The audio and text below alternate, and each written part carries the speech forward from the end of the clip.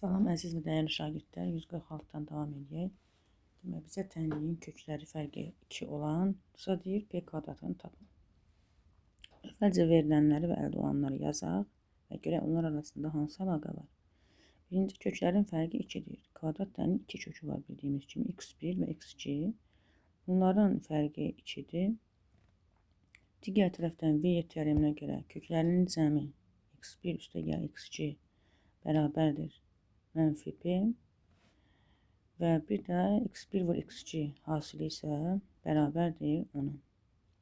Bu üç tənliyin bir-birinin əlaqəsini tapmalıyıq və bizə deyir P kvadratını tapın. P də bizdə cəm yerindədir. Deməli, P'nin kvadratını deyirsə, biz bunun hər iki tərəfini kvadrata yüksəltməliyik. Onda olur x1 üstəgəl x2-nin kvadratı bərabərdir P'nin kvadratına. İndi biz cəmi, fərq və hasil var əlimizdə. Onları ifadə eləməyik. Belə bir müxtəsər düsturumuz var ki, cəmin kvadratı bərabərdir fərqin kvadratı üstəgəl 4x1 vur x2. Bu da bərabərdir. Fərqin yerinə 2 qoyuruq. 2-nin kvadratı 4 üstəgəl 4 vurulsun. Hasilin yerinə isə 10 qoyuruq. Bu da bərabərdir 44 edər. Cavabımız olur 44. 147-ci sualda tənliyin kökləri fərqi 3 olarsa, yəni yazırıq x1 minus x2 bərabərdir 3. V teoreminə görə yazırıq ki, köklərinin cəmi bərabərdir x-in əmsalının əksi, yəni mənfi P və köklərinin hasili x1 vur x2 isə bərabərdir 8-ə. Yenə bizdən P'nin kvadratını soruşur. P burada var. Demək ki, biz bunu kvadrata yüksəltməliyik. Kvadrata yüksəldəndə olur P'nin kvadratı bərabərdir x1 üstəgəl x2-nin kvadratı. Bunu da yenə fərqin ifadəsi. Fərqin kvadratı üstəgəlsin 4 x1 vur x2. Fərqi də bizə 3 verib. 3-ün kvadratı 9 üstəgəlsin 4 vurulsun, hasilimiz də 8-dir. 9 üstəgəl 32 bərabərdir 41-ə. 148-ci sualda B parametrin hansı qiymətində bu tənliyin kökləri bu şərti ödəyər? Demək, 148 yazaq. Əvvəla yazırıq ki, yenə x1, x2 olan yerdə bilin ki, uşaqlar, mütləq ki, V bizə kömək edəcək. V-i yazıb qoyaq. Cəmimiz bərabərdir x-in əmsalının əksi, yəni 9. Hasilimiz isə bərabərdir B-yə. Bu burada qalsın. Bizə indi deyir ki, x1 kvadratı minus x2 kvadratı bərabər 9 şərtini ödəyər. Əvvəla biz baxanda müxtəsər vurma düsturunu görürük. Kvadratlar fərqini açıq şəkildə yazsaq, x1 minus x2 vur x1 üstəgəl x2 bərabərdir 9-a. Və bizim bunlardan əlimizdə olan cəmimiz var. Cəmi yerinə 9 yazsaq, onda x1 minus x2-ni tapmaq üçün 9-u 9-a bölərik. 9-u da 9-a bölsək, cavabımız olar 1. Deməli, fərqi 1-dir. Cəmi isə 9-dur. Bunları sistemə alıb qarşılaşdırırıq. Toplayaq.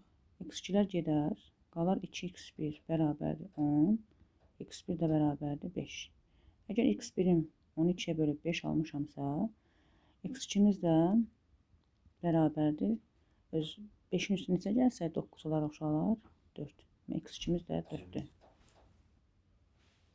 x1, x2-ni tapandan sonra bizdən indi soruşur ki, B parametrin hansı qiymətində? B də bizdə həmin köklərin hasilini verir. Deməli, mən B-ni tapmaq üçün x1, x2-yə vurmalıyam. Yəni 5-i 4-ə vuranda cavabımız olacaq 20. Cavabımız olur 20. 149-cu suala baxaq. 149-da bizə deyir ki, B surəti məxrəcindən 3 vahid kiçik olan.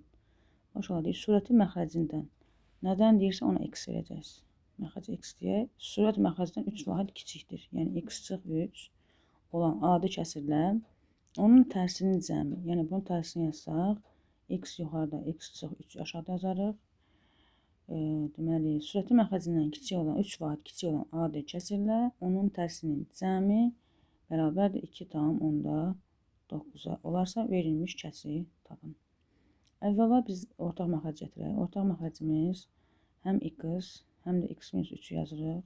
Demək, ortaq məxrəc gətirmək asan yolu məxrəcləri bir-birinə vurmaqdır. Yəni, müxtəlif əgər məxrəclər olarsa. Onda bunu yazandan sonra çarpaz şəkildə x çıx 3'ü birinci kəsirin məxrəcinin sürətinə tamamlayıcı vuruq kimi yazırıq. X-i isə ikinci kəsirin sürətinə tamamlayıcı vuruq kimi yazırıq. Yuxarıda alınır x çıx 3'ü, x çıx 3'ü alırsaq, x çıx 3'ün kvadratı, üstə gəl x-in kvadratı bərabərdir. Bunu da bir dəfəlik düzgün olmayan kəsirə çevirsək, 2-ni 10'a vurarıq. 20 üstünə 9 gələrik, 29. Şimdi biz bunu vurub atsaq, yuxarıda olacaq x kvadratı çıx 6x üstə gəl 9 üstə gəl x kvadratı bölünsün aşağıda da x kvadratı deməli çıxılsın 3x bərabərdir 29 bölünsün 10'a. Bunları çarpaz vursaq deməli 29 x-in kvadratı çıx 29'u 3'ə vursaq 87x bərabərdir. Burada da 2x kvadrat alınır. 2x kvadratını da çarpaz şəkildə 10'a vursaq 20x kvadrat. Mənfi 6x 10'a vursaq çıx 60x.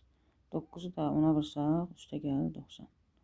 İndi burada bütün deməli sağlı olanları sola keçirdək. 29x kvadratla 20x kvadratını əvvəlcə yazaq. 29x kvadrat çıx 87x. Sağdakiləri sola ötürəndə işarələr mənfiləşir, müsbətlər mənfiləşir, mənfilər müsbətləşəcək. Yəni işarələr dəyişilir. Sağ tərəfdə 0 qalır. 29x kvadratla 20x kvadratdan çıxsaq 9x kvadratı. 87x-dan 60x-i toplayanda mənfi 17x çıxılsın 90 bərabərdir 0-a. Verilmişdir, kəsiri tapın. İndi biz burada x-i tapsaq. Diskriminanta görə d bərabərdir. D bərabərdir. Deməli b kvadratı, yəni 289 üstə gəlməsin 4ac. Bu bizdə böyük rəqəmlər alınır.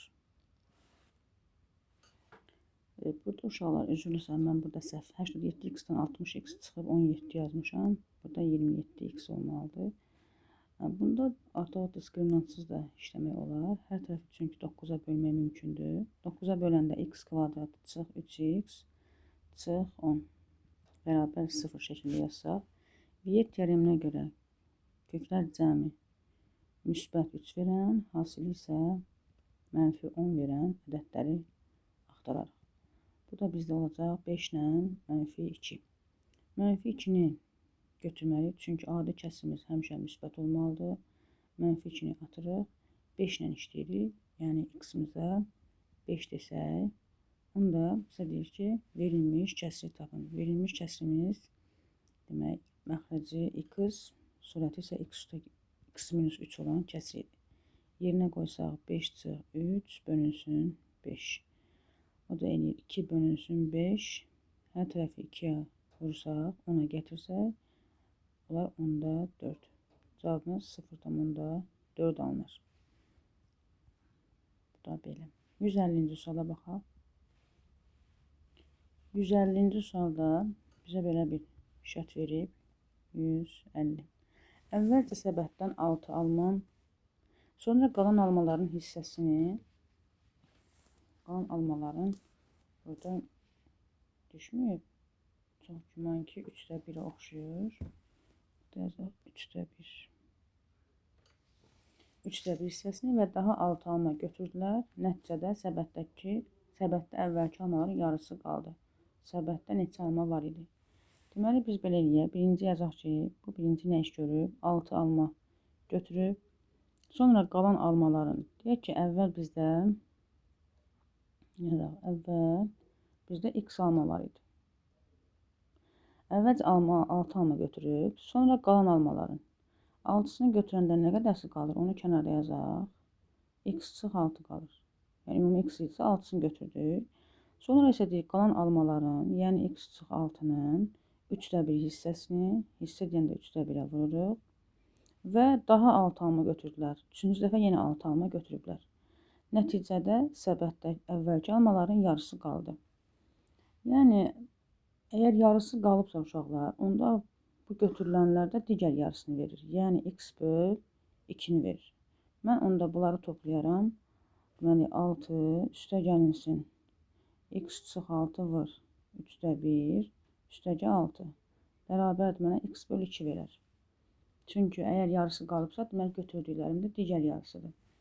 6 ilə 6-nı toplasaq 12, üstə gəl. X-i vurub atsaq 3-də 1x, çıx 6-nı da 3-də 1-ə vursaq, bu şəkildə hələ ki yazaq. 6 ilə 3 x-ə gedəndə 2 qalır, 12-dən 2 çıxanda 10, üstə gəlinsin 3-də 1x bərabərdir x böl 2. Yəni 2-də 1 x-i. Biz onu 3-də 1 x-i sağa atsaq, olar 2-də 1 x, çıx 3-də 1 x bərabərdir. Solda da 10 qalır. Ortaq məxrəc 6 gətirsək, 3, 2 tamamlayıcı vuruqlarını yazsaq, 3x-dan 2x çıxanda qalır əlimizdə 10. Bu da bölür x böl 6 bərabərdir 10 verər. X də bizə 6-nı 10-a vursaq 60 verər. Səbətdə neçə alma var idi? Səbətdə 60 alma var idi. Sonra 151-ci sual nə deyir? Bu tənliyin köklərinin cəmini sıfıra çevirən A parametrinin mümkün qiymətlər cəmini tap. Bu tip misallar şifahi suallardır uşaqlar. Tənliyin köklər cəmini sıfıra çevirən. Köklər cəmi deyəndə biz hara baxırıq? X-in əvvəlinə baxırıq. Bu hissəni sıfıra çevirən deyirsə, yazırıq onda 2a kvadratı çıx 10a üstəcə 6 bərabərdir. Əslində biz köklər cəmi deyəndə çevrilmiş kvadrat tənliyi olmalıdır. Ona görə baxırıq ki, qabaqda ədəd var, yəni a-mız varsa a-ya da bölməliyik. 3-ə böləndə bu bizə 0 verməlidir. 3-də 0-a vuranda 0 elədiyinə görə yazırıq 2a kvadratı çıx 10a üstəcə 6 bərabərdir 0. Bunun özünü də 2-yə bölsək hər tərəfini a kvadrat çıx 5a üstəgəl 3 bərabər 0 ki, çevrilmiş kvadrat tənliyi alınsın. Bu şəkildə gələndən sonra deyir A parametrinin də mümkün qiymətlərinin cəmini tapın. Demək ki, bu kvadrat tənliyin özündə də yenidən cəm istəyir. Viet teoreminə görə yenə də A1 üstəgəl A2 bərabər yazarıq. A-nın əmsalının əksi olacaq 5. Cavabımız 5 olur. 152-də tənliyin x1 və x2 kökləri bu şərti ödəyirsə, bu ifadənin qiymətini tapın. 152. Deməli, biz əvvəlcə Viet teoreminə görə yazaq. Köklərin cəmi bərabərdir x-in əmsalının əksi, yəni mənfi p.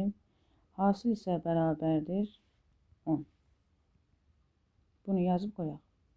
Sonra gəlir bizə verib ki, x1-in kvadratı vur x2 bərabərdir 20. Bu hasili görəndə yadımıza Vietdəki hasili ilə əlaqə düşməlidir. Mən burada x1-in kvadratını belə parçalaya bilərəm. x1 vur x1, sonra vur x2-ni yazaram və burada həmin o hasilin yerinə gətirib 10 qoya bilərəm. Onda olacaq x1 vur 10 bərabərdir 20. Buradan taparam ki, x1 də bərabərdir. 20-ni 10-a bölsəm, alaram 2. Əgər x1-im 2-dirsə və hasilim də 10-dursa, yazıram onda 2 vur x2 bərabərdir 10-dursa, x2 də bərabərdir 12-yə bölərəm. Deyərəm ki, x2 necədir? 5-dir. Bundan sonra x1, x2-ni tapdım. Bir də mənə p lazımdır. P-ni də gətirib birinci tənlikdə x1, x2-ni qoyub tapacam. Yazacağım ki, 2 üstə gəlinsin 5. Çünki x1 2 tapmışam, x2 5 tapmışam. Bərabərdir mənfi p-yə. 2 üstə 5 gəndə 7 eləyir. Mənfi p-miz 7-dirsə, p-miz də bərabərdir. Hər iki tərəfi mənfiyə vurub ya da mənfiyə bölə bilərik. Nəticəmiz olur mənfi 7. Yəni gələk p mənfi 7 olar ki, mənfiyə toqquşub müsbət 7 verəm. Bundan sonra bizdən soruşduğu ifadəni artıq rahat tapa bilirik. Bizdən x1-in kvadratını, yəni 2-nin kvadratı, üstəgəl x2-nin kvadratı, yəni 5-in kvadratı bir də P-nin kvadratı, yəni -7-nin, yox, daha doğrusu burada kvadrat soruşmur. Üstünə sadəcə P-ni gəlin deyir. Onda olur 4 üstə gəlir 25. Müsbət də mənfiyə toqquşur, mənfi verir. Mənfi 7. 29-dan da 7 çıxanda 22 alınır. 153-cü sualda demək olar ki, eyni tip misaldır. 153. Yenə də köklərin cəmini yazırıq. Köklərin cəmi bizə müsbət P verir.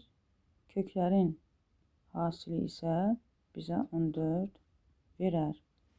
Bundan sonra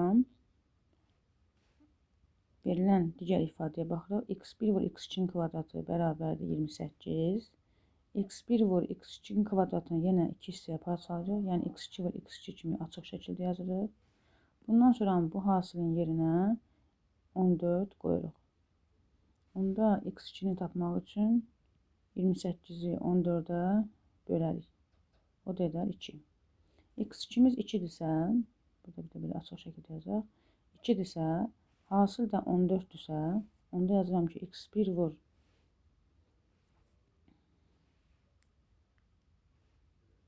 gətirib burada yerinə qoysa, x1 vur x2-nin yerinə 2 qoyuram, bərabər 14-dürsə, onda x1 də bərabərdir 7 alınır. Və bir də P-ni tapmalıyam. P-ni tapmaq üçün də birinci tənlikdən istifadə edirəm. Deməli, x1 ilə x2-nin cəmi bizə P-ni verir. P bərabərdir 2 ilə 7-ni toplasaq 9 alarıq. Və bizə indi nə istəsə onu yerinə qoyub işləyək. x1-in kvadratı, yəni 2-nin kvadratı çıx, x2-nin kvadratı, 7-nin kvadratı plus P, yəni 9. 2-nin kvadratı 4, 7-nin kvadratı 49, üstə gəlir 9. Deməli, 4 ilə 9 toplasaq 13, müsbət 13-dən mənfi 49 çıxsaq, mənfi 36 alınır.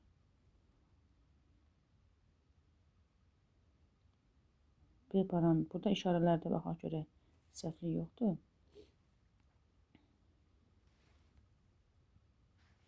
Burada mən nəyə səhvə yol verdim? x1-in yerinə 2 qoyduq. x1-imiz 7 idi. Bunu da düzəldək. x1-in kvadratı, yəni 7-nin kvadratı çıx x2-nin kvadratı, yəni 2-nin kvadratı üstə gəl P 9.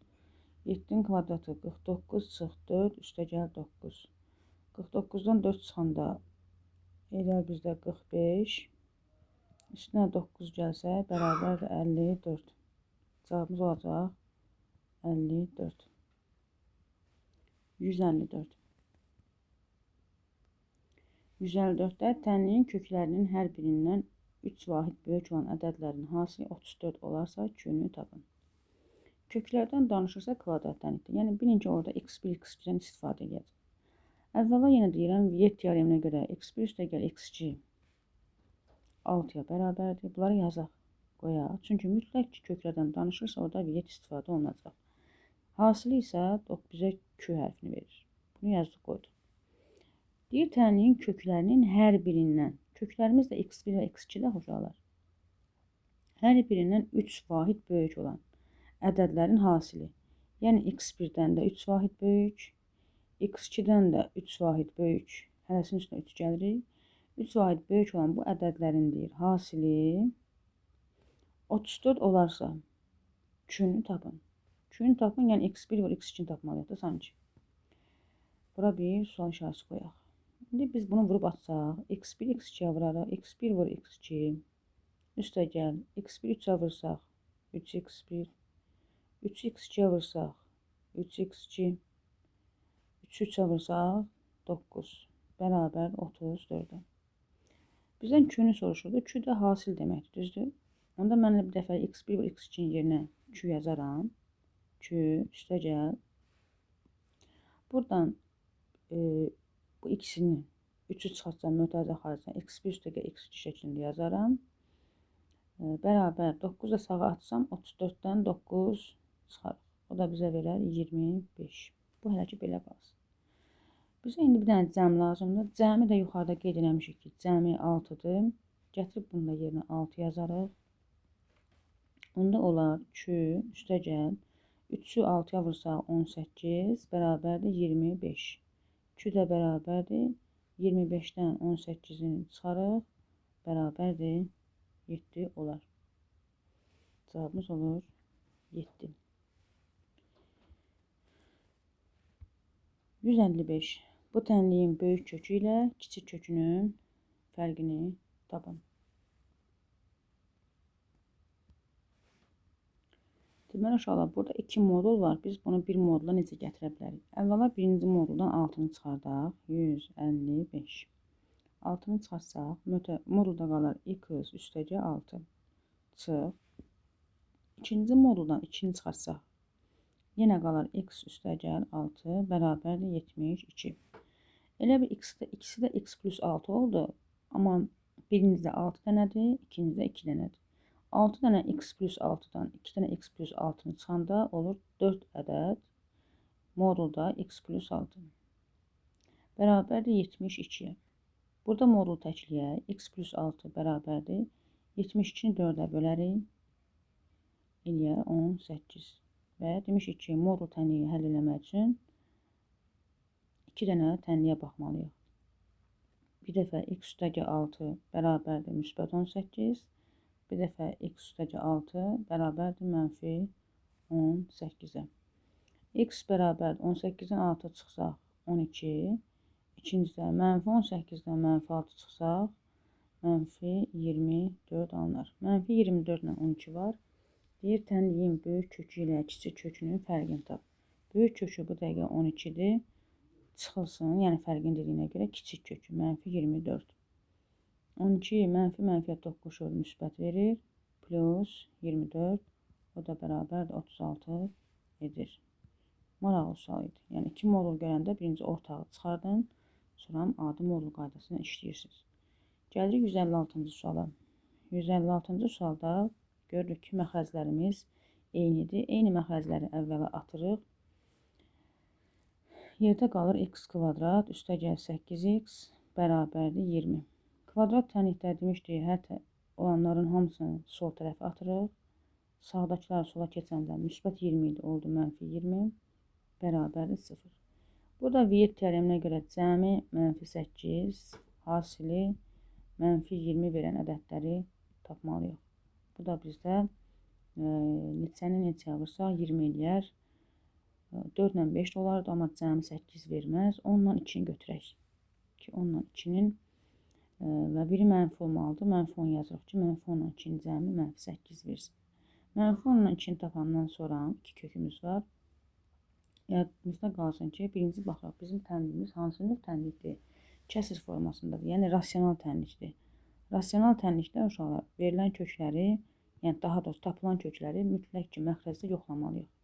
Gətirib mənfi 10-u verilən bizə ilkin vəziyyətdə, yəni 156 ilkin vəziyyət necə verilmişdir? Orada məxrəcə mənfi 10 qoysaq, baxırıq ki, mənfi 10 üstəgəl 10 bizə nə verər? 0. Məxrəclə 0 olanda kəsrin mənası olmur. Ona görə mənfi 10-u kök kimi götürmürük. Deyirik ki, bu kənar kökdür, yəni bunu kənarlaşdırırıq. Yerdə qalır 2, 2 də məxrəci 0-a çevrilmir deyə cavabımız elə 2 olacaq. 157. Eyni yolla işləyəcəm. X üstəgə 3-lər gedər. Qalar x kvadratı çıx 9 bərabərdir 36-ya. X kvadratı çıx 9, 36-nı da sola göndərsək, çıx 36 bərabərdir 0-a. Cəmi 9 verən, hasili isə 36 verən, hasili isə mənfi daha doğrusu 36 verən ədədlər hansılardır? Deməli, arada 9 fərq olmalıdır. 12 ilə 3 yazsaq, mənfi 3 yazarıq ki, toplayanda müsbət 9 eləsin. 12 ilə mənfi 3 yazandan sonra demək, 2 kökümüz olduğunu bildik. Gətirib yerinə yoxlayırıq. Məxrəcdə x üstəgəl 3 var ilkin vəziyyətdə. Demək ki, biz bura mənfi 3 qoya bilmərik. Çünki mənfi 3 ilə 3-ü toplasaq, nə verər bizə? 0 verər. Ona görə mənfi 3-ü götürmürük. Bu da bizdə kənar kökdür. Amma 12-ni qoyanda məxrəc 0-a çevrilmədiyinə görə 12-ni götürə bilirik. Cavabımız da olur 12. Bayaqki misalda isə 2. 158. Tənliyin kökləri x1 və x2 olarsa, bu ifadəni, yəni bu cəmi tapmaq lazımdır. X1, X2 olan yerdə Əvvəla belə yazaq. 158-də tənliyimizi x1, x2-dirsə çevrilmiş kvadrat tənliyə gətirək ki, V7-dən istifadə edək. Çevrilmişə gətirməyin yolu odur ki, x kvadratın qabağında neçə durubsa, həmin də bölməliyik. 2 durubsa, biz hər tərəfi demək ki, 2-yə bölməliyik. 2-yə böləndə, yazaq buradan ki, hər tərəfi 2-yə böl. Olur x kvadrat çıx 5x üstəgəl 7-ni 2-yə bölsə 3,5 bərabərdir 0-a. Sonra deyirik ki, x1 vur x2-nin kubu üstəgəl x1-in kubu vur x2 bərabərdir. Daha doğrusu bərabərdir. Ortaq vuruq çıxardaq. Hər ikisində x1, x2 var. x1, x2-ni ortaq çıxartsaq, yəni hasil ortaq çıxartsaq, birincisindən x2-dən 3 dənə idi. Birini çıxartdığıma görə x2-nin kvadratı qaldı. İkinci həddə isə x1-in kvadratı qaldı. Çünki 3 dənə idi, birini çıxartmışdıq. Burada da biz bilirik ki, x1 və x2 yazaq. Kvadratlar cəmi müxtəsər Roma düsturuna görə belə hesablanır.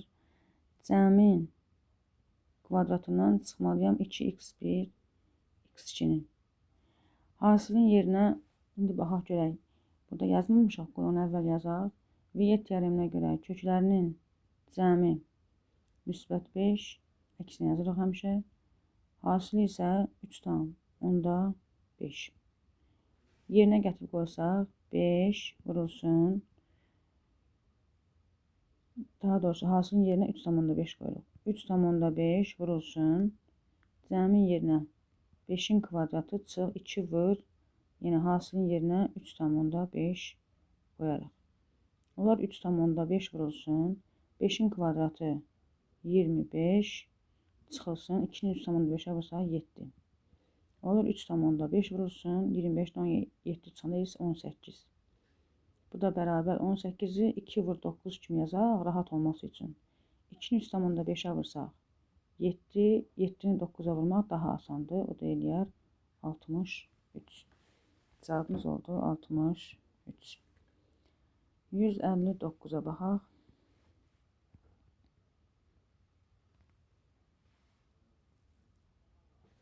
159-da isə deməli 2 kəsir görürük. Çalışın 2 kəsir görəndə birini digər tərəfə keçirdib tənasüb şəklində işləyəsiniz.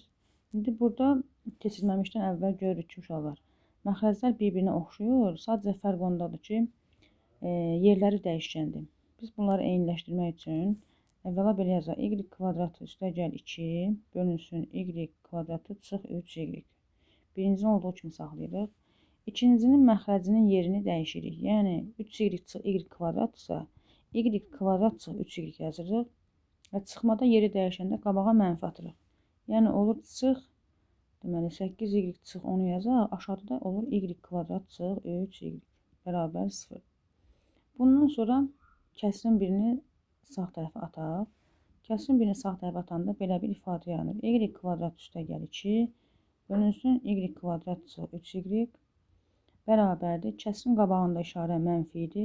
Sağa keçdi oldu müsbət. Yəni 8y çıx 10 bölünsün y kvadrat çıx 3y. Yenə görürük ki, məxrəclər eynidir. Məxrəcləri atsaq, əlimizdə qalar y kvadrat üstəgəl 2 bərabərdir 8y çıx 10. Y kvadratı üstəgəl 2 sağdakiləri sola ötürsək çıx 8y üstəgəl 10 bərabərdir 0. Standart şəklə gətirək. Birinci y kvadratını yazırıq. Sonra y ilə olanı 8y. Sonunda isə sərbəstdir. 2 ilə onu toplasaq 12 bərabərdir 0. Diskriminant yox, elə burada V ilə işləyək. Köklərinin cəmi müsbət 8, köklərinin hasili isə 12 verən ədədlər tapırıq. Bu da 6 və 2-dir. Məndən də köklərin cəmini soruşur. Amma diqqətli olacağım. 6 ilə 2-ni əvvəl yoxlayaq görək məxrəcimiz sıfat çevrilmir. Gətirək ilkin vəziyyətdə yerinə qoyuruq. Baxırıq 6-nın kvadratı. Baxın uşaqlar burada qoyursunuz.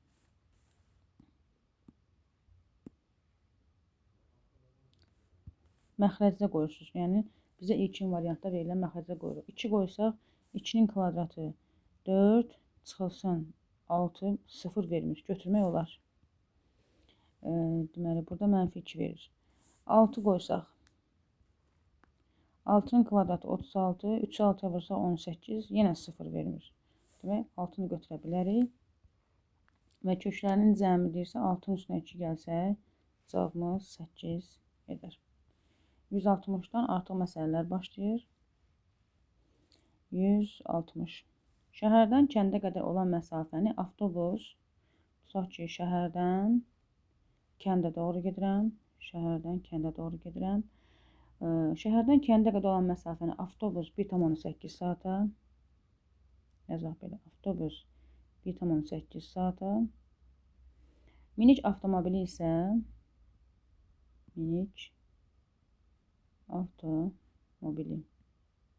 Minik avtomobili isə 0,18 saata gedir. Avtobusun sürətinin minik avtomobilinin sürətindən 50 km az olduğunu bilərək. Deməli, biz baxırıq ki, nədən deyir? Minik avtomobilinin sürətindən.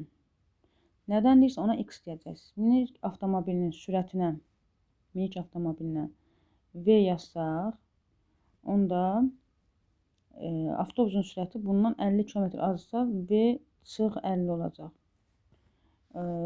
Avtobusun sürət olduğunu bilərək avtobusun sürətini tapın. Ümumiyyətlə v ilə t ilə sürət zaman məsələlərində bilməliyik ki, yol tapmaq üçün s bərabərdir v vurulsun t-dir. V-ni biz, yəni sürətimizi gedilən yolumuzun zamanına vurmaq lazımdır. Burada 2 sürət, 2 zaman var. Yol eyni olduğuna görə, yəni dəyişkən olmadığına görə, avtobusun getdiyi bir sürətlə zamanın hasili minik avtomobilinin sürəti ilə zamanının hasilinə bərabərdir. Tutaq ki, avtobusa birinci olaraq baxsaq V1 T1 bərabərdir. Minik avtomobilinə də ikinci bir minik avtomobili kimi baxsaq V2 T2.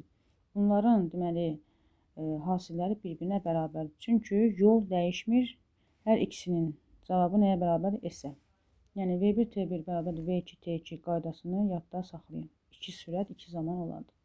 İndi avtobus üçün yazsaq, yəni 1,8 vurulsun V çıx 50 bərabərdir 0,8 vurulsun V yazarıq. Burada vurub atacaq mötərizəmizi. 1,8 əvvəla burada 1,8-dən 0,8-i ixtisar edir uşaqlar. Vergülləri atsaq, çünki vergüldən sonra bir rəqəm var, hər ikisinin eyni sadə rəqəm olduğu üçün vergül ata bilirik. 18-dən 8-i ixtisar eləsək 9, burada isə 4 qalar. Hər tərəfi 2-yə böldüm. İndi vurub açaq. 9-u vurduq. 9V çıx. 9-u 50-yə vursaq 450 bərabərdir 4V-yə. 4V-ni sola ötürək. 450-ni sağa. 9V-dən çıxırıq. 4V-ni bərabərdir 450-yə. 5V-miz bərabərdir 450. V-miz də bərabər 90. Biz hələ ki sürəti V-ni tapmışıq. Bu bizdən nəyi soruşur? Avtobusun sürətini. Həmişə sualı axıra kimi oxuyun. Avtobusun sürətini biz yuxarıda qeyd etmişdik. V çıx 50 kimi. Onda biz V-ni 90 tapmışıqsa, avtobusun sürətini tapmaq üçün 90-dan çıxmalıyıq. 50-ni cavabımız olacaq 40 kilometr bölünsün saat. Çalışın açıq suallarında onun ölçü vahidlərini mütləq yazın. 40 kilometr bölünsün saat. Keçirik 61-ci suala. Mağazada 64 ədəd müxtəlif həcmli 2 növ çaydan var. Yəni ümumilikdə cəm şəklində həmişə solda yazırıq. 64 evet. 2 növ çaydan var. Kiçik çaydan böyük çaydandan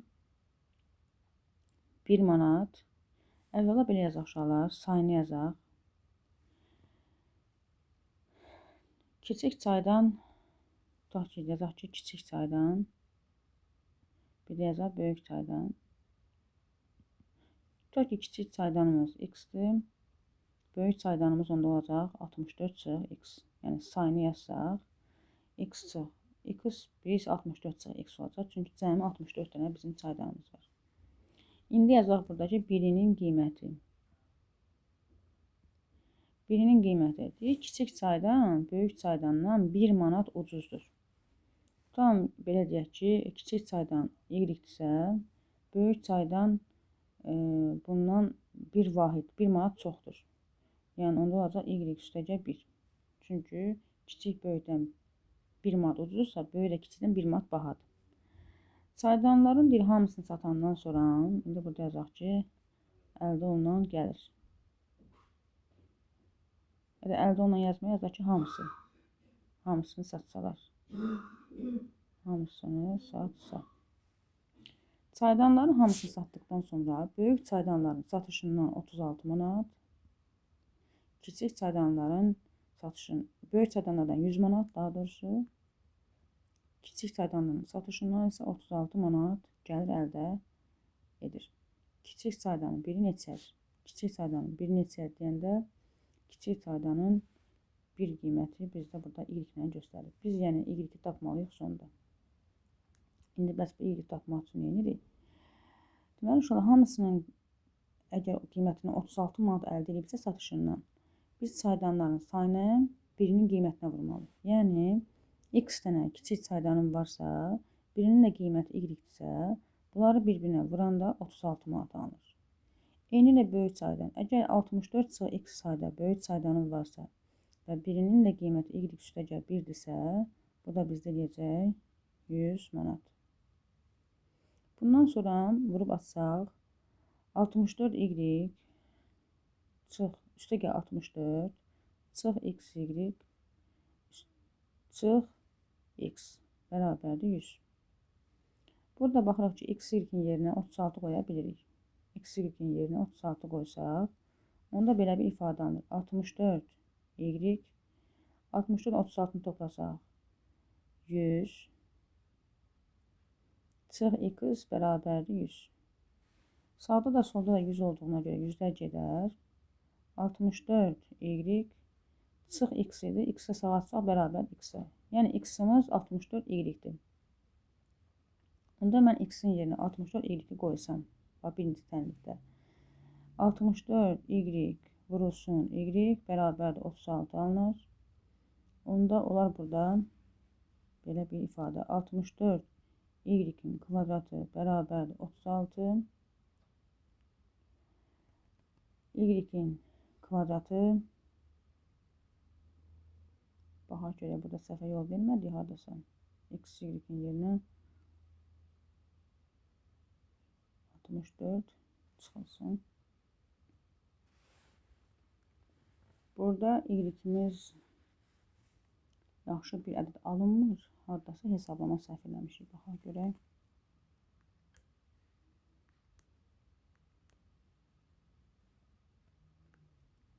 Burada nəyə səhv eləmişik biz? Bura kimi düz gəlmişik. Burada bir dənə səhvimiz, bax burada uşaqlar çıxdı. Mən 64 ilə 36-nı toplayıb 100 yazmışdım. Bu çıxma işarəsidir. Onda olur bizdə 64y 64-dən 36 çıxanda 28 üstəgəl 28 çıx x bərabərdir 100-ə. Onda bizdə olur buradan x-i tapsaq, x-i sağa ötürsək, x bərabərdir 64y 100-ü də sola ötürsək 28-dən 100 çıxanda 72. Üstə gəlinsin. O da bu yəni sağa keçəndə mənfiləşir. Olur çıx 72. X-imiz 64, y çıx 72-dir.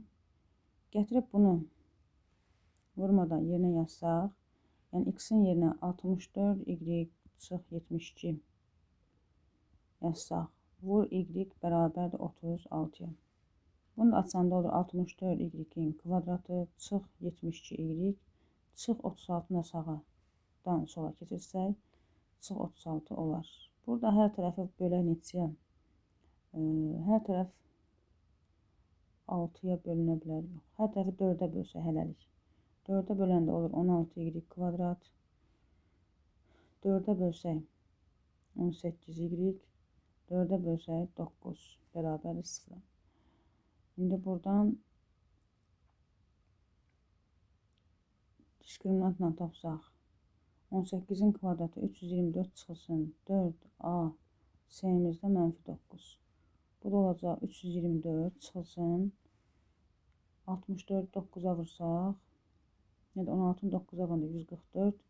144 də 4'ə vursaq 400, 576.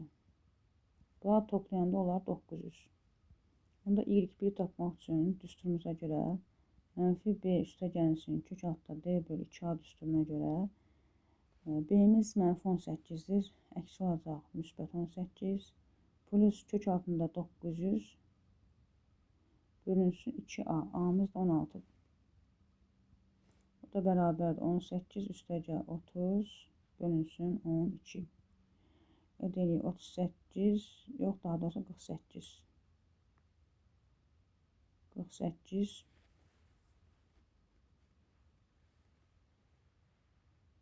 12 yox daha doğrusu 216 32 bölünsün 32 alınır. Bu da 16'ya ixtisarləsək eləyər 3 bölünsün 2 1,5. İkinci kökü tapmağa ehtiyac yoxdur. Çünki çıxmasını yazsaq mənfi alınar. Mənfi də qiymət ola bilməz. 1,5. Deməli, y-imizi nə tapdıq? 1,5. Biz də əvvəldən y axtarırdıq. 1,5 manat. Yəni, bu tip məsələ inanmıram ki, imtahana düşsün. Sadəcə uşaqların algoritmanı necə aparmağını, yəni məsələnin algoritmasını, ardıcıllığı düzgün aparılmasını yoxlamaq üçün verilən bir tip misaldır.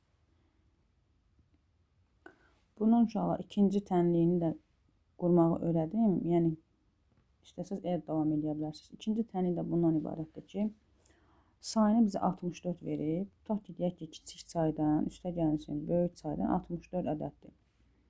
İndi biz kiçik saydanların sayını tapmaq üçün nə edərik? Kiçik saydan, əvvəla burada da yazaq ki, kiçik saydanın birinin qiyməti yazaq. Birinin qiyməti. Kiçik saydan və böyük saydan. Böyük saydan x-dırsa, kiçik saydan ondan 1 manat ucuzdur. Yəni x çıxıq 1 manatdır. Bu bunların qiymətidir. İndi kiçiklərin bu sayları cəmi 64. Kiçik saydanların sayını tapmaq üçün kiçik saydanlardan əldə olunan qazancı, yəni 36-nı bölərik birinin qiymətinə, x çıxıq 1-ə. Üstəgəl, böyük saydanların sayını tapmaq üçün isə böyük saydanın əldə olunan gəliri, yəni 100 manatı bölərik böyük saydanların sayını, yəni x-ə. Bərabərdir 64 edərik. Burada yenə ortaq məxrəc gətirib x tapandan sonra bizdən kiçik saydanın 1 neçəlidir? X tapandan sonra x çıxıq 1'in yerinə qoyub işləyəcəm. Yəni bu yolla da işləmək olar, digər yolla da.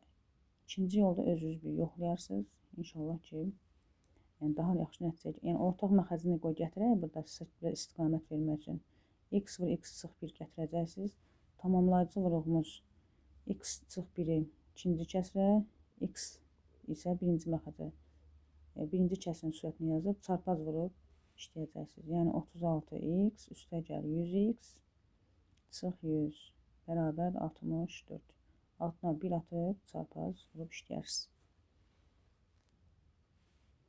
162-ci sualda birinci hovuzda 200 kub, digərində isə 112 kub su var. Demək, 2 dənə belə deyək ki, hovuz çəkək. Birini biraz az götürəcəm. Tutaq ki, 112'dir. Digər isə 200 kubdur. Yəni ağzına kimi deyək ki, doludur. 200 kubdur. Bizə deyir ki, birinci hovuzda ikinci hovuza nisbətən saatda 22 kub çox su boşaldılırsa, tam bizdə birinci bu olsun, ikinci bu olsun. 22 kub çox su boşaldılırsa, neçə saatdan sonra hər iki hovuzdakı suyun həcmi eyni olar. Həcm eyni olması üçün deməli bunlar həmin saatlar ərzində də belə deyək ki, eyni qədər su boşaltmalıdırlar. Baxaq görək əvvəla bunların deyək ki, bu xəttə qədər, göy xətt çəkək. Bura qədər bunlar ikisi də onsuz da eynidir. Yəni bura kimi olan su eyni boşaldılacaq. Sadəcə birinci hovuzda artıq olan nə qədər var? 200-dən 112-ni çıxarıq. 200 çıx 112 eləyər 88. Demək, artığımız 88-dir. Və hər dəfə boşaldanda da birinci hovuzda 22 kub çox su boşaldılırsa, 88 özünü Baxaq görək ki, 22 boşaltsa neçə saat vaxt sərf edir. 82-ni 22-yə bölərik, eləyər 4 saat. Yəni 88-in də tam boşalması üçün bizə 4 saat vaxt lazımdır ki, onların belə deyək, səviyyələri, həcmləri eyni olsun. Cavabımız olacaq 4. Yəni aradakı fərqi tapıb, aradakı o fərq qədər su boşaldılır, 22-yə bölüb 4-ü alırıq. 163-cü sual. İki ardıcıl natural ədədin hasili 240-a bərabərdir. Bu ədədlərin cəmini tapın. Ardıcıl natural ədəd deyəndə birinə n desək, digərinə də n plus 1 desək, bunların hasili 240-a bərabərdir. Burada olur n kvadratı üstə gəlinsin n çıx 240 bərabərdir 0-a.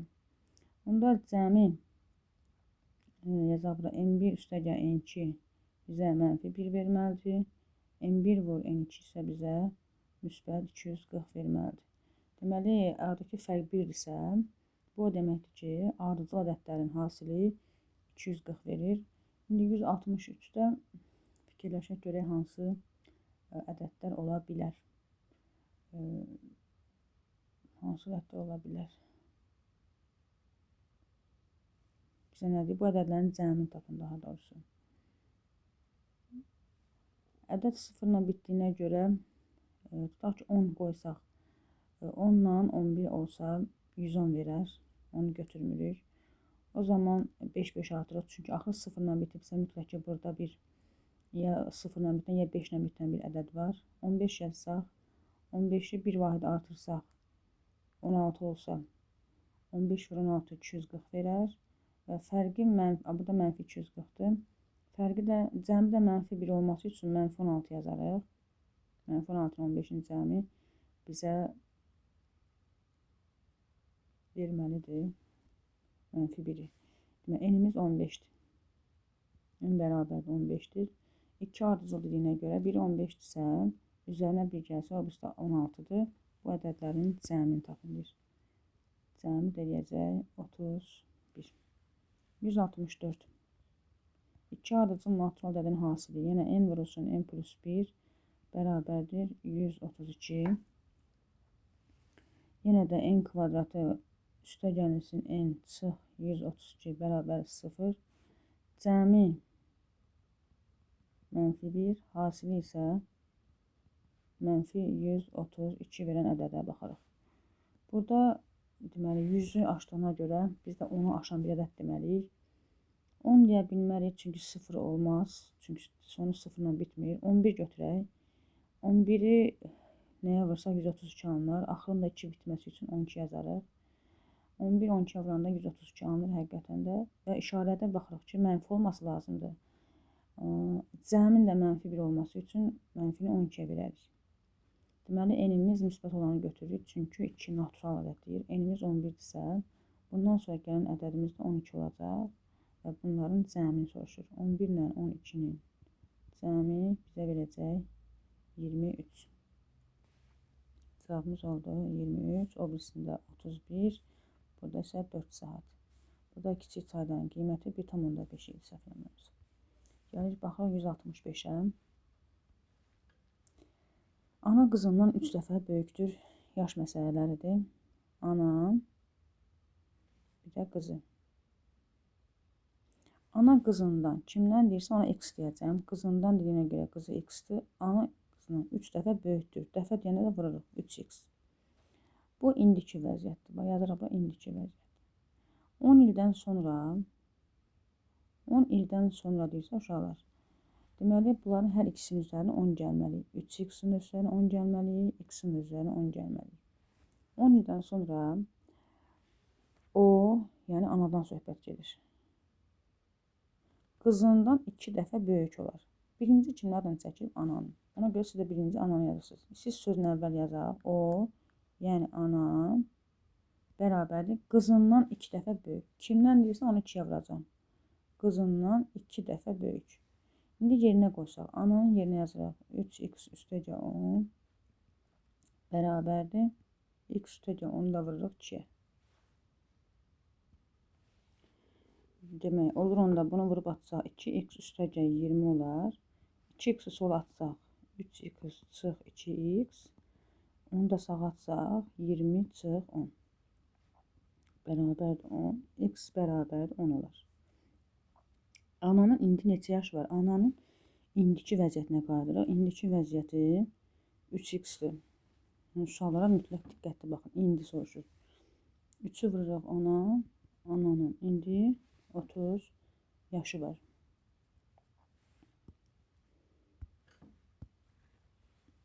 %66. Ana qızından 3 dəfə böyükdür. Ana qızından x yazırıq. 3 dəfə böyüksə 2x və indiki vəziyyətini yazırıq. İndi 9 ildən sonra 9 il sonra deməli ana olacaq 3x üstəgəl 9, qızı olacaq x üstəgəl 9. O qızından 2 dəfə böyük olacaq. Yəni ana bərabərdir qızından, qızını vururuq 2-yə. Onda ananın yerinə 3x üstəgəl 9 yazırıq. Bərabərdir qızından, yəni x üstəgəl 9-dan 2 dəfə böyük. Bunu da vurub atsaq 2x üstəgəl 18 olar. 2x'i sola ötürsək 3x çıxır 2x, 9'u sağa ötürsək 18 çıxır 9. X bərabər 9 olar. Ananın indi neçə yaşı var? Qayıdırıq ananın indiki vəziyyətinə. 3 qat olmalıdır. Ana 3 vur 9 bərabərdir 27. 167-ci sual. İki müsbət ədəddən biri digərindən 5 dəfə böyükdür. 167. Birinci, ikinci ədəd yazırsınız. Biri digərindən deyirsə, birinə x yazanda, birinə nə yazırsan? 5x. Bu ədədlərin hasili 80-dır. Hasili yəni vurması. X vur 5x bərabər 80. Alınır ki 5 vurulsun. X-i x-ə vuranda x-in kvadratı üstlər toplanılır. Bərabərdir 80. X kvadratı tapmaq üçün 80'ı 5'ə bölürük. Olur 16. Kvadratı 16 verən ədəd x bərabərdir plus minus 4 alınır. Böyük ədəd tapın deyir. Deməli, müsbət ədəddən danışdığına görə 2 müsbət ədəddən biz x-in 4 olan variantını götürürük. Getirib böyük ədəd tapsaq, böyük ədədimizdə 5x olandı. 5'i vururuq 4'ə, cavabımız olur 20.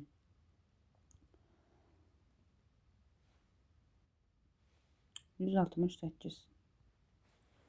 Lalə anadan, daha doğrusu 2 müsbət ədəddən biri digərinin 10 vahid kiçikdir. Birinci, ikinci, biri x olanda digərindən 10 vahid kiçik deyəndə çıxırıq. Dəfə kiçikdirsə bölərdik. Bu ədədlərin hasili 75'ə bərabərdir. X vur, x çıx 10 bərabərdir 75'ə. Vurub atsaq x kvadratı çıx 10x. 75'i də sola atsaq çıx 75 bərabər 0. Viet teoreminə görə cəmi 10 hasili 75, daha doğrusu mənfi 75 verən ədədlərə baxaq. Bu da bizdə 15 ilə 5 edər.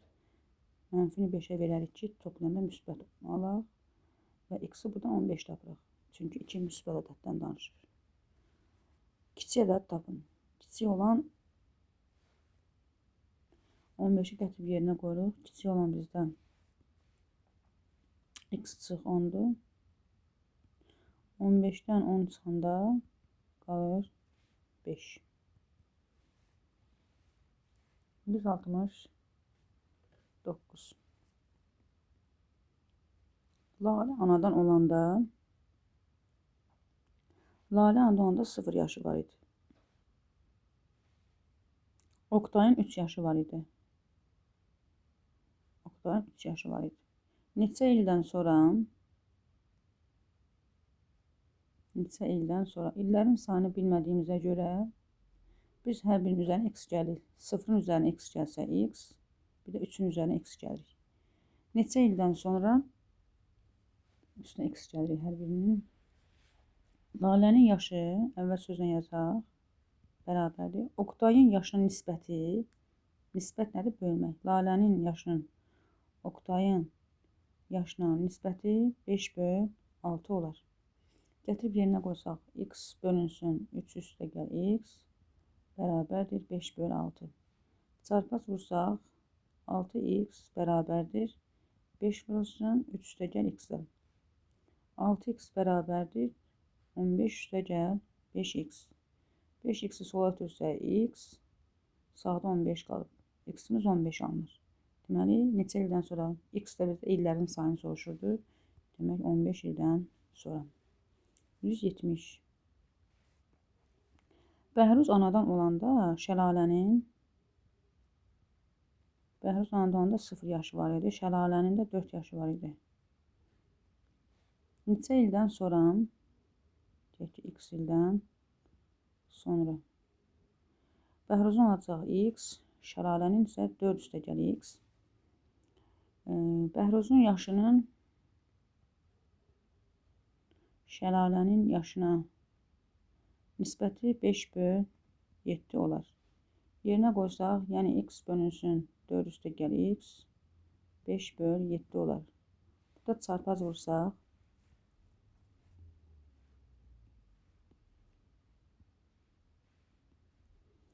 7x bərabərdir 5 vurulsun 4 üstə gəl x. 7x bərabərdir 20 üstə gəl 5x. 5x'i sola ötürək. 7x çıx 5x bərabərdir 20. 2x bərabərdir 20, x də bərabərdir 10. Demək ki, 10 ildən sonra. 171. Oğlun 5, atanın 25 yaşı var. Oğlun 5, atanın 25 yaşı var. Neçə ildən sonra, indiki vəziyyətdir, x ildən sonra, neçə ildən sonra deyəndə həmişə x fikirləşin. Neçə ildən sonra, yəni onda atanın olacaq 5 gəl x, oğlun, atada olacaq 25 gəl x. Neçə ildən sonra deyir, atanın yaşı, əvvəl sözünü yazaq, atanın yaşı oğlun yaşından 2 dəfə böyük olar. Oğlu 2 vuracaq. Və gətirib yerinə qoyuram. Ata yazıram 25 üstə gəl x. Oğlu yazıram 5 üstə gəl x vurulsun 2. Bunu da vurub atsaq 10 üstə gəl 2x olar. X-i sağa ötürək. Onu da sola. 2x-dan x çıxarıq. 25-dən də 10 çıxarıq. X də bərabərdir 15. Demək ki, 15 ildən sonra. 172. Oğlun 6, atanın 29 yaşı var. Neçə ildən sonra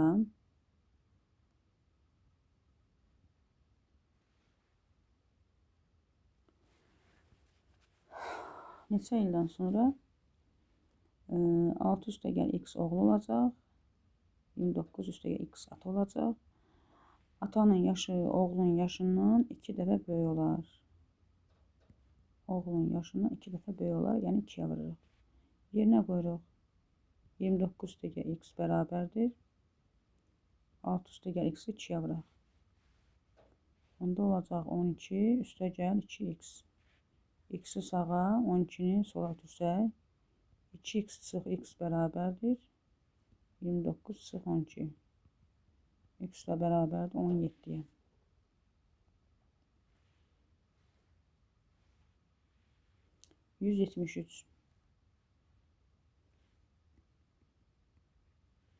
Şagirdlərin hər birinə 2 dəftər paylanarsa 15 dəftər artıq qalar. Hər bir şagirdə 3 dəftər paylanarsa onda 5 dəftər çatmaz. Neçə nəfər şagird var? Əvvəla biz şagirdlərin sayını yazaq. Şagird sayını x desək, hər birinə 2-2 paylasaq uşaqlar, onda payladıqlarımızın sayı 2x və 15 dəftər artıq qalar. Üstəki 15. Bu bizdə nəyə göstərir? Payladığımız və paylamadığımız ümumi dəftərlərin sayı. Yazaq bura. Dəftər sayı. 2-2 paylasaq 2x paylamış oluruq. Üstəki 15 dəftər artıq qalar. Üzərinə 15 gəlir. Bu birinci paylama nədir? İkincisi isə deyir, hər bir şagirdə 3 dəftər paylansa, yəni 3x olsa, şagirdlərin sayı x olduğunu 3 alırdıq. 5 dəftər çatmaz. Onda -5 yazarıq. Və istər belə bölgü, istər digər bölgü olsun, hər ikisi ümumi dəftərlərin sayını göstərdiyinə görə bunları bərabərləşdirərik. 3x-dan 2x-i çıxdıq. Bu sağa getdi. -5 də sola gəlsə 15 üstəcə 5 olacaq. X da bərabərdir 20. Biz tapdığımız x şagirdlərin sayıdır. Bizdən nə soruşur? Neçə nəfər şagird var? 20 nəfər şagird var. Əgər dəftərlərin sayını soruşsa, 20-ni gətirib bu tənliklərdən birində yerinə qoyub hesablayacaqsınız. 174. Şagirdlərin hər birinə 2 dəftər paylanarsa, yenə şagird sayına x yazaq. Şagird sayı x. Hərəsinə 2 dəftər paylansa 2x. Burada yazaq yenə dəftər sayı. 19 dəftər artıq qalar. Plus 19. Hər birinə 3 dəftər paylansa 6 dəftər çatmaz. Çıxaldı. Bərabərləşdiririk. Onda olur bizdə 2x tərəf atacaq. 3x çıx 2x. -6-nı sola gətirsək 19 üstəgə 6. X bərabərdir 25. Neçə şagird var? 25. 175. Həsən etibardan 8 yaş. Həsən etibar. Kimdən deyir uşaqlar? Etibardan. Şəkildə fikir verin. Kimdən deyirsə ona x yazacaqsınız. 8 yaş böyükdür. Yəni x üstəgəl 8-dir Həsən. Bu indiki vəziyyətidir. İndi belə bir cümlə deyir. Həsən 7 il əvvəl, etibar isə 9 il sonra anadan olsaydı. Həsən 7 il əvvəl anadan olsaydı, yəni doğulsaydı. Əvvəl onu başa düşək ki, uşaqlar, əgər 7 il əvvəl dünyaya gəlsəydi, bizim yaşımız daha çox olardı, yəni daha böyük olardı. Ona görə biz 7 il bunu artırırıq. X üstəgəl 8-in üzərinə 7 gəlir. Olur x üstəgəl 15. Etibar isə 9 il sonra anadan olsaydı. Yazaq buradan 9 il sonra. Biz gec dünyaya gəlsək, yəni 9 il sonra dünyaya gəlsəydik, daha balaca olardı. Yəni yaşımız azalardı. Ona görə biz x-dan 9-u çıxarıq. Deyir, deməli 9 il sonra anadan olsaydı, yəni bu şərtlər yerinə yetirilsəydi, Həsənin yaşı etibarın yaşından 3 dəfə çox olardı. Verilən ifadəni sözlə ifadə edək. Həsənin yaşı kimin yaşından deyir? Etibarın yaşından 3 dəfə çox. Kimdən deyirsə onu 3-ə vururuq. İndi yerinə qoyaq. Deməli, Həsən şərtə görə x üstəgəl 15, etibar isə x çıx 9 olardı. Gətirib Həsənin yerinə x üstəgəl 15 bərabər etibarın yerinə x çıx 9 vur 3 yazardıq. Onda olacaq bizdə x üstəgəl 15 bərabər 3x çıx 27. X-i sağa ataq, -27-ni sola. 3x çıx x bərabərdir 15 üstəgəl olur 27. 2x bərabərdir 42. X də bərabərdir 21. Biz hələ x tapmışıq. Sual oxuyaq. Həsənin indi neçə yaş var? Gedirik. Həsənin indiki yaşı x üstəgəl 8-dir. Yazırıq. Həsən 21-in üstünə 8 gəlirik. Həsənin bu dəqiqə 29 yaşı var. Yəni məsələlərdə gələk tələsməyək. Yavaş-yavaş. Bu 175 idi. İndi 176-ya baxırıq.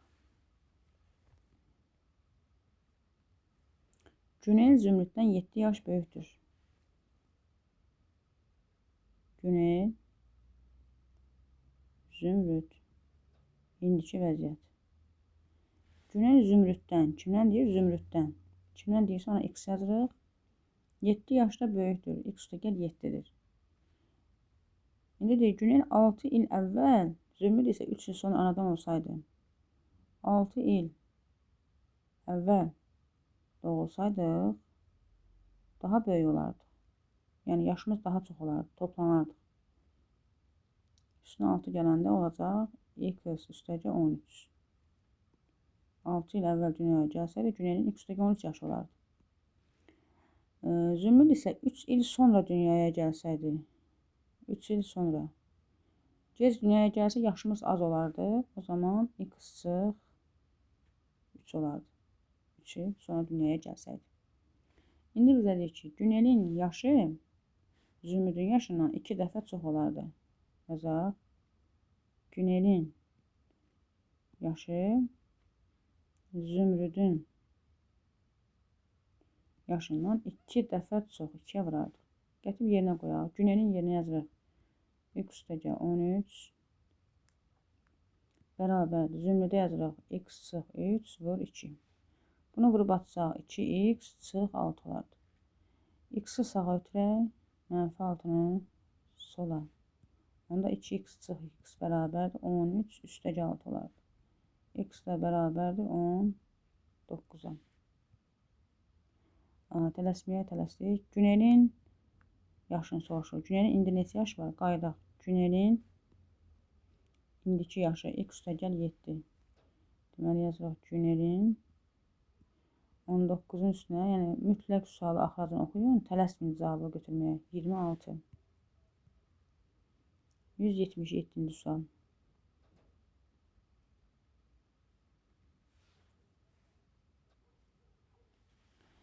Demək, 177-də deyir ki, 870 dənə kürə var. 870 kürəni sıralara, ta ki sıralar budur. Sıraların sayını bilmirik. Deyək ki, x-dir. Sıralara elə düzmək lazımdır ki, hər sırada olan kürələrin sayı, ta ki burada bilmir nə qədər 3 nöqtə qoyaq, kürə var. Kürələrin sayı sıraların sayından bir vahid az olsun. Yəni x dənə sıra varsa, hər sırada da bir vahid az. X sıx bir dənə, deməli nə var bizdə? Kürələr var. Hər sırada.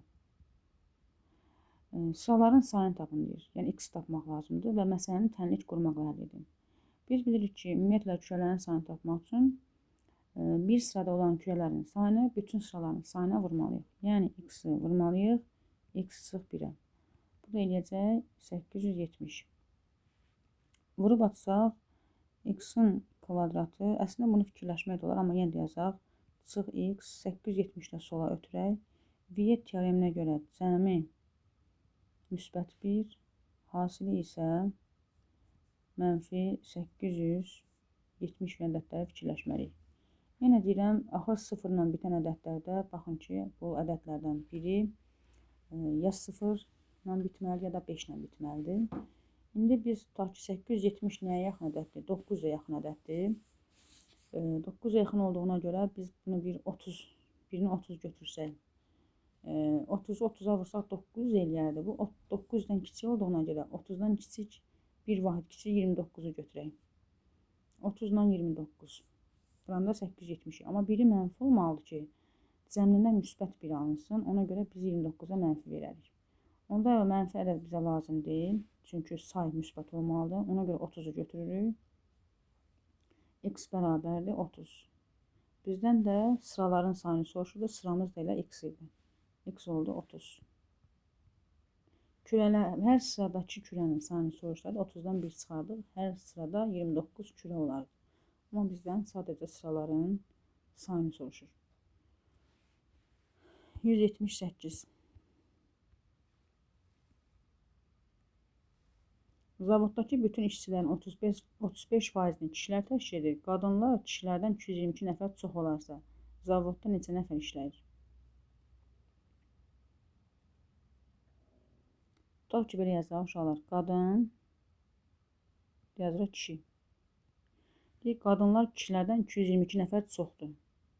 Kişilərə bir x desək, kimdən deyir? Kişilərdən. Ona görə ona x yazırıq. Qadınlar bunlardan 222 nəfər də çoxdur. Və qayıdıq əvvələ. Zavoddakı bütün işçilərin 35%-i kişilərdir. Yəni kişilər 35%-dir. Onda qadınlar neçə faizdir? Çox güman ki, 100-dən çıxacam, olacaq 65%. İndi biz buradan əvvəlcə x-i tapaq, çarpaz vursaq, deməli, yazırıq belə 65 vur x bərabərdir 35 vur x üstəgəl 222. Olur 65x bərabərdir 35x Üstəgəl, burada vurmuruq, sadəcə vuruq kimi göstəririk. 35 vur 222 kimi yazırıq. 35x-i sola ötürsək 65-dən 35 çıxanda olur 30x bərabərdir 35 vur 222-yə. 35 ilə 30-ı ixtisarləsək 7, burada 6 qalar. 6 ilə də 222-ni ixtisarləsək 37 qalar. Demək, x bərabərdir 7 vur 37-yə. 7-ni 37-yə vuranda 259 edər. Biz x-i 259 tapdıq. Deyir, zavodda neçə nəfər işləyir? Neçə nəfər o demək ki, yəni həm kişili, həm qadınlı. Əvvəla biz gətirib yerinə qoyaq. X 259-dur. X bizə nəyi göstərirdi? Kişiləri. Deməli, 259 biz tapmışıq kişini. İndi bir dənə qadın da tapaq. Qadınların sayı kişilərdən 222 çox idsə, üzərinə 222 gələrik. Bu da eləyər bizdə 481. Və neçə işçi işləyir, neçə nəfər işləyirdirsə, kişili qadınlı hamısını soruşur. Onda 259-un da üzərinə 481 gələrik. O da bizdə eləyər 740. Cəmi 740 nəfər işçi işləyir. 179-a baxaq. Maraqlı məsələyə oxşuyur. Düzxətli yol boyunca 99 ağac əkilmişdir. Hər qonşu iki ağac arasındakı məsafələr bərabərdir. A birinci, B sonuncu və C isə onlar arasındakı ağaclardan biridir. C ağacından A ağacından olan məsafəsinin B ağacına olan məsafəsinə nisbəti 3-ün 4-ə kimidir. Yəni, buradan bura kimi məsafə elə bilin uşaq 3K-dırsa, buradan bura məsafəmiz 4K-dır. Buna görə C ağacı A-dan başlayaraq neçənci ağacdır? Deməli, ümumi 99 ağac var. 99 ağacımız var. İndi biz bunu belə ifadə eləmək üçün görək necə eləyək. Baxaq. Burada tutaq ki, A ağacı birinci ağac olsun. Onda B ağacı axırıncı ağac olacaq. Yəni 99-cu ağac olacaq. Çünki 99 ağac əkilir cəmi. C ağacı deyir. A-dan başlar neçənci ağacdır? C-ni də bilmirik deyə bir x yazaq. Və bu 3K ilə 4K-da bizə deyir ki, C ağacının A ağacına olan məsafəsi B ağacına olan məsafəsi. Məsafə yəni aradakı fərqi göstərir. Yəni x çıx. Biz A ilə C arasındakı məsafəni tapmaq üçün C-dən A-nı çıxmalıyıq. Yəni C çıx A-nın bizə necə ifadə edəcək ondan? X çıx 1 kimi. Digər məsafə B-dən olan məsafəsi isə həmişə böyüdən kiçik çıxır. Yəni B-dən C-ni çıxmalıyıq. B çıx C isə bizə verir 99 çıx X. Və deyir ki, bunların nisbəti 3/4-dür. Yəni X çıx 1-in 99 çıx X-a nisbəti bərabərdir 3-ün 4-ə. Bir də göstərək. A ağacı, C ağacı, B ağacı. A-mız birinci, B-miz 99-cu. C-miz də X olsa, bunlar arasındakı məsafəni tapmaq üçün X-dan 1-i çıxarıq. Burada isə 99-dan X-i çıxarıq. Burada çarpaz vursaq, 4x çıx 4 bərabərdir 3 vur 99 çıx 3x. Bu 3x-i sola ötürsək, 4x üstəgəl 3x. 3-ü 99-a vursaq, 297 mənfi 4 də sağa keçsə plus 4. Olur 7x bərabərdir 301. X də bərabərdir 301-i 7-yə bölərik. O da eləyər 40. Oradan da 280 çıxanda 21-in üçün 3 dənə 43. X-imiz 43-dür. X də bizdə C-nin yerini göstərirdi. Elə sualda buydu ki, C ağacı neçənci ağacdır? C ağacı 43-cü ağacdır. 183-cü suala baxaq. Daha 183-cü, 180-cı suala.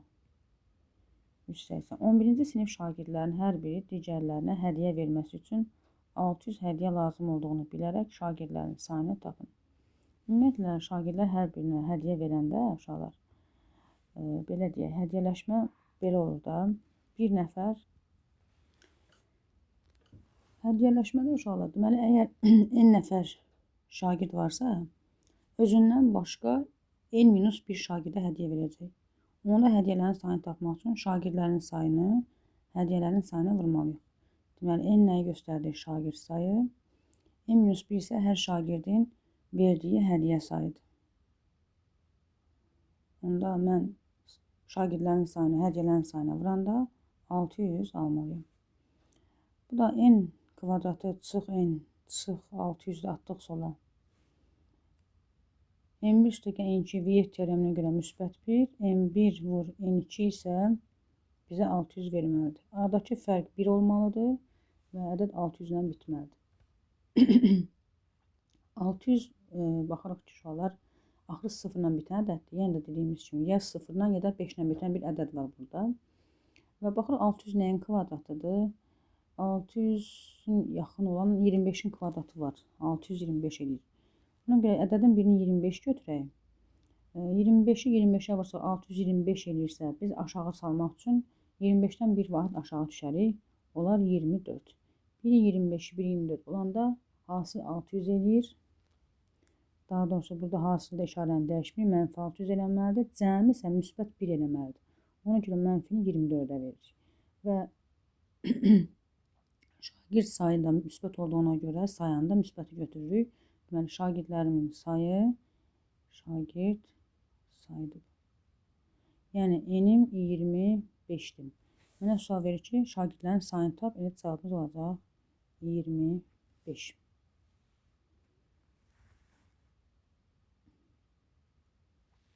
%181-ci sual.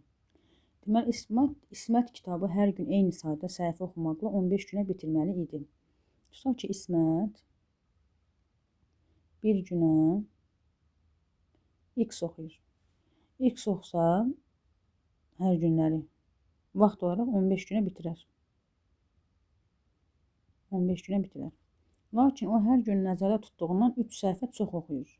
Yəni, səhifələrin sayı x üstəgə 3 olur və 10 günə bitirir. Zaman isə azalır. Kitabda neçə səhifə var? Əvvəla biz nə etməliyik? Biz əvvəlcə belə fikirləşməliyik ki, kitabdakı səhifələri tapmaq üçün bir gündə oxuduğu səhifələri vurmalıyıq ümumi vaxta. Yəni 15-i x-ə vurmalıyıq və ya onu x üstəgəl 3-ə vurmalıyıq. Yəni günlərin sayını bir gün oxuduğu səhifələrin sayına vurub kitabın yəqin ki, səhifələrin sayını tapa bilərik. Və bunlar hər ikisi ümumilikdə kitabın səhifəsini göstərdiyinə görə biz bunları bərabərləşdiririk. Yəni 15 səhifəni x-ə vurdu, ya onu x plus 3-ə vurdu, eyni nəticəyə gələcək. Bunu vurub açanda 15x bərabərdir 10x üstəgəl 30. 10x-i sola atsaq 5x bərabərdir 30, x də bərabərdir 6. Kitabda deyir neçə səhifə var? Biz hələ x-i tapmışıq. Kitabdakı səhifələri tapmaq üçün gətirib yerinə qoyuruq. Ya birincidən idi, ya ikincidə, fərq eləməz. Onda yazırıq 15 vur 6 bərabərdir 90. 90 səhifəmiz var. 182. 2 fəhlə birlikdə müəyyən işi 8 saata yerinə yetirir. Birinci fəhlə təklikdə bütün işi ikinizdən 12 saat az vaxt sərf edərək yerinə yetirir. Birinci fəhlə təklikdə bütün işi nə qədər vaxta yerinə yetirər? 182-ci tipli məsələlərdə işçi hovuz məsələsi deyirlər buna uşaqlar. Yəni biz hovuz məsələləri işləmişik. Burada işçiyə aid məsələdir. Eyni tip işlənilir. Deməli, əvvəla deyirik ki, 2 fəhlə birlikdə 8 saat işi yerinə yetirir. Birinci fəhlə və ikinci fəhləni ifadə edək. Birinci fəhlə təklikdə bütün işi ikincidən, nədən deyirsə ona x yazaq əvvəlcə. 12 saat az vaxt sərf edir. X çıx 12. 12 saat az vaxt sərf edir. Yəni x çıx 12 saat işləyir. Birinci fəhlə təklikdə bütün işi nə qədər vaxta sərf edər? Əvvəla biz bilməliyik ki, işçi hovuz məsələlərində, zaman məsələlərində ümumiyyətlə biz 1 saatın tapılması ilə işləməliyik. 1 saatda birinci fəhlə işin hansı hissəsini görər? 1 bölünsün x çıxı 12. İkinci fəhlə hansı hissəni görər? 1 bölünsün x. Bəs ümumidə işin hansı hissəsini görərlər? 8-də 1-ni. Və bunları toplayıb 8-də 1-ə bərabərləşdirəcəm. 1 bölünsün x çıx 12 üstəgəl 1 bölü x bərabərdir 8-də 1-ə. Ortaq məxrəc gətiririk. Ortaq məxrəc üçün məxrəcləri bir-birinə vururuq. Tamamlayıcı vuruğu çarpaz şəkildə x-i birinci kəsin üstünə, x çıx 12-ni isə ikinci kəsin üzərinə yazırıq. X-i 1-ə vursaq x üstəgəl x çıx 12 bərabərdir 8-də 1. Yuxarıda olur 2x çıx 12, aşağıda isə x kvadratı çıx 12x bərabərdir 8-də 1. Çarpaz bunları vursaq alınır. Deməli, x kvadratı çıx 12x bərabərdir 8-i 12-yə vursaq 16x çıx 8-i 12-yə vursaq 96. Və bunları sol tərəfə ötürsək x kvadratı çıx 12x çıx 16x üstəgəl 96 olur. Bərabər 0. Onda olur x kvadratı çıx 28x üstəgəl 96. Viet teoreminə görə cəmi 28 verən, hasili isə 96 verən ədədləri hansılardır? 24 ilə 4. İndi biz bilməli 24-ü götürək, yoxsa 4-ü götürək. Baxaq. 4 götürə bilmərik. Çünki x-ə 4 desək, uşaqlar, baxın bura 4 desək, onda birinci fəhlə 4 çıx 12 -8 alınır. Ona görə 4-ü götürmürük. Saydaq geriyə 4-ü götürmürük. Hansını götürürük? 24-ü. Deməli, x-imiz bərabərdir 24-dür. Və məndən bunun soruşduğu birinci fəhlədir. Birinci fəhləmiz də x çıx 12 idi. Deməli, yazıram, bu ikinci fəhlədir bizdə. İkinci fəhlə. Və birinci fəhləni tapmaq üçün 24-dən 12-ni çıxaraq cavabımız olar 12. Və yanında da mütləq neçə saat, nə qədər vaxt deyirsə, saat deyirsə saatla işləyərsiniz. Dəqiqə isə dəqiqə ilə cavab yazmalısınız. 183. Yenə demək olar, eyni məsələyə oxşuyur. İki fəhlə birlikdə müəyyən işi 6 saata yerinə yetirirlər. Birinci fəhlə təklikdə bütün işi ikincidən, ikinci x yazaq. 5 saat az vaxt sərf edir, yəni x çıx 5 olur. Birinci fəhlə təklikdə bütün işi nə qədər yerinə yetirər? Bizdən birincini soruşur.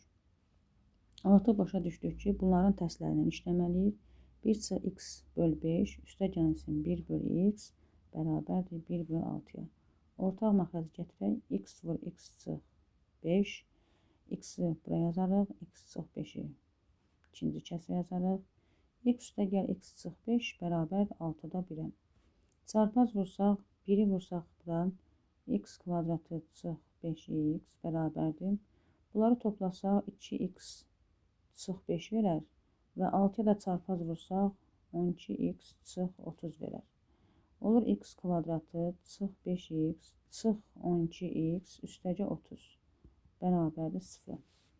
Burada olur x kvadratı çıx 17x üstəgə 30 bərabər 0.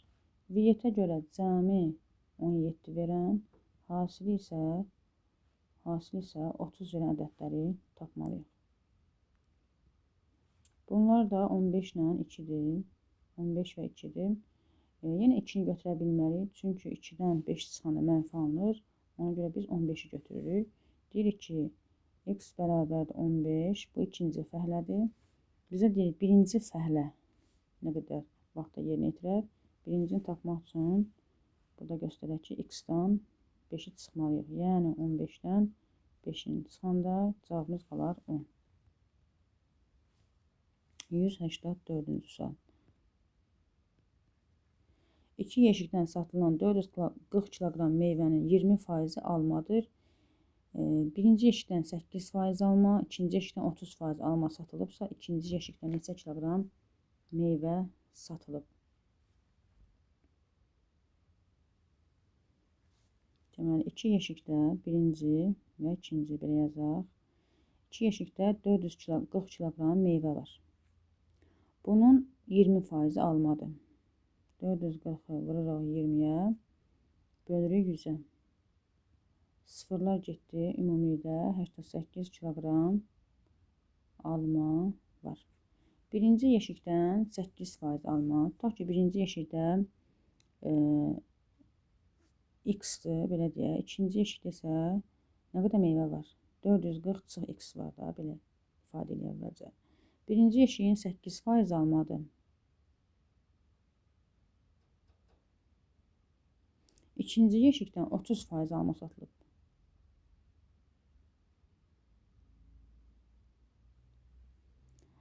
İkinci yeşikdən neçə kiloqram meyvə satılıb? Əvvəla biz nə etməliyik?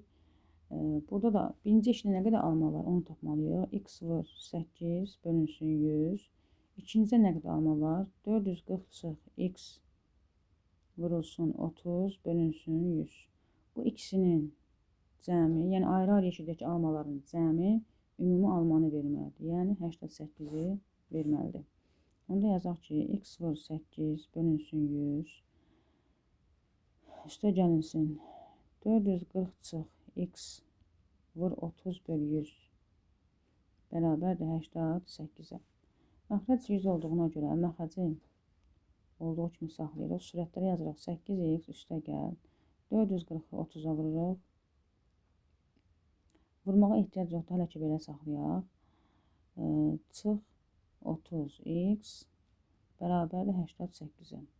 88-də çarpı 100-ə vuracam. 8x-dən 30x çıxanda belə yazaq ki, 440 vur 30 minus 8-dən 30 çıxanda 22x bərabərdir 8800-də.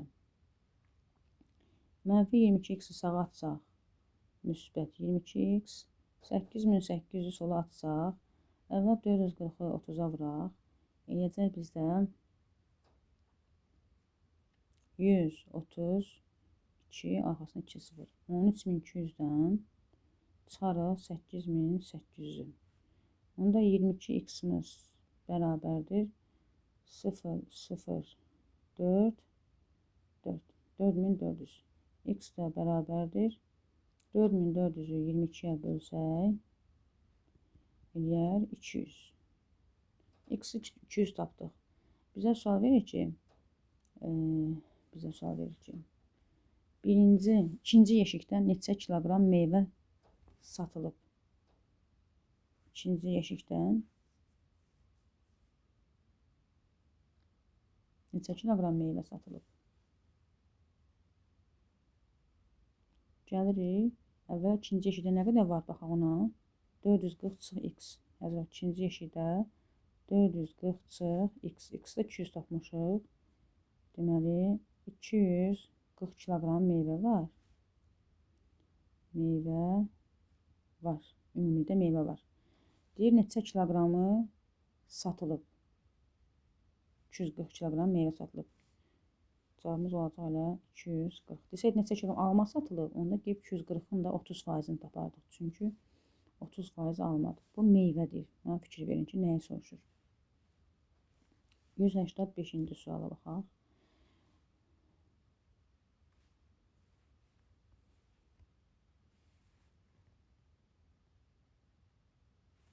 Alça və gavalı olan iki yeşikdə bərabər miqdarda gavalı var. İki yeşikdə bərabər miqdarda gavalı var. Birinci yeşikdəki gavalının, yazaq birinci, ikinci, 16%, ikinci yeşikdəki gavalının 30% satılmışdır. Satılmış 460 kiloqram meyvənin 20% gavalıdır. Deməli, ümumilikdə 460 kiloqram meyvədir. Bunun 20% gavalıdır. 20-yə vurub 100-ə bölürük. Bu eləyir bizdə sıfırlar gedir. Eləyir 92. Ümumilikdə 92 kiloqram gavalı var. Birinci yeşikdəki gavalının 16%, ikinci yeşikdəki gavalının 30% satılıb. Tutaq ki, ümumi 92 kiloqram gavalı varsa, birinci yeşikdə x-dırsa, ikinci yeşikdə 92 çıx x gavalı var. Düzdür, uşaqlar? İndi bizə deyir ki, birinci yeşikdəki gavalının 16%, ikinci yeşikdəki gavalının 30% satılıb.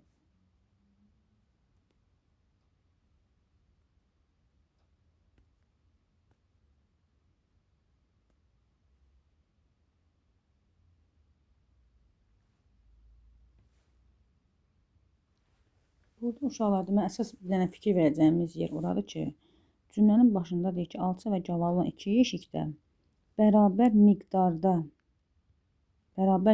cavabı var. Onda biz burada 92/x yox, elə belə yazaq. X yazaq.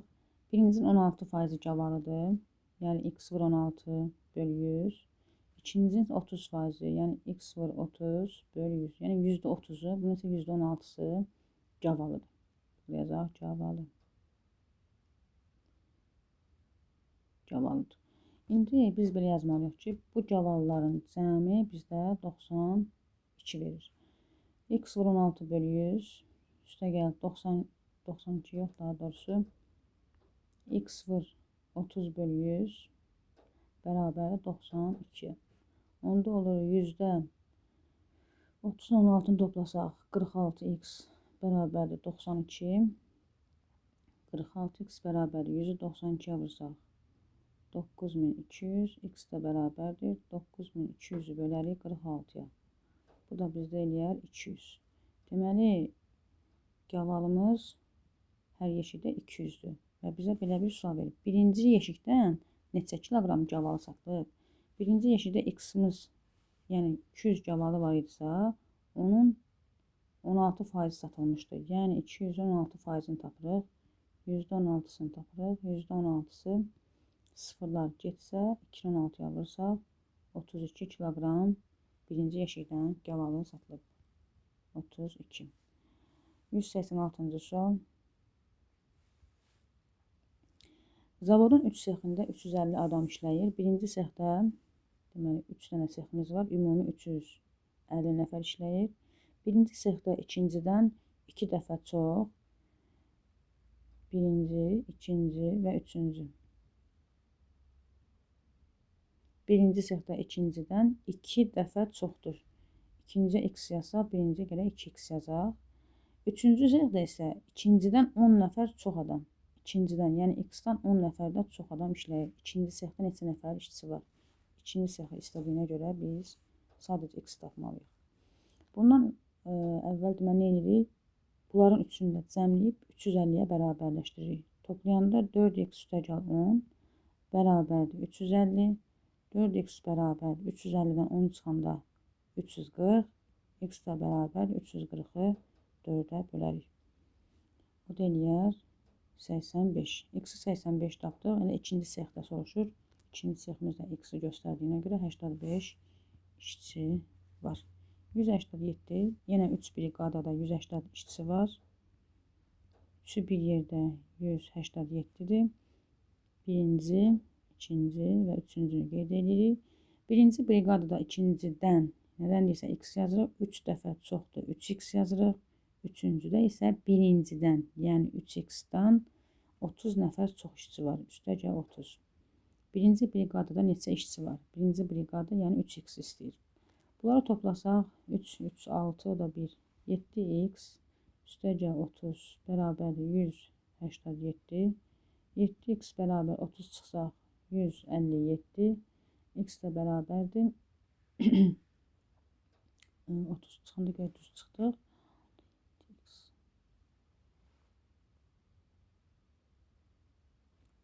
Burada 3 dəfə az deyib. Mən 3 dəfə çox götürmüşəm. Birinci briqada ikincidən 3 dəfə azdırsa, onu da belə uşaqlar. Birinciyə x götürək, ikinciyə 3x götürək. İkinciyə 3x götürək. Onda burada deyirsə ki, birincidən 30 işçi çox, onda x üstəgəl 30 olacaq.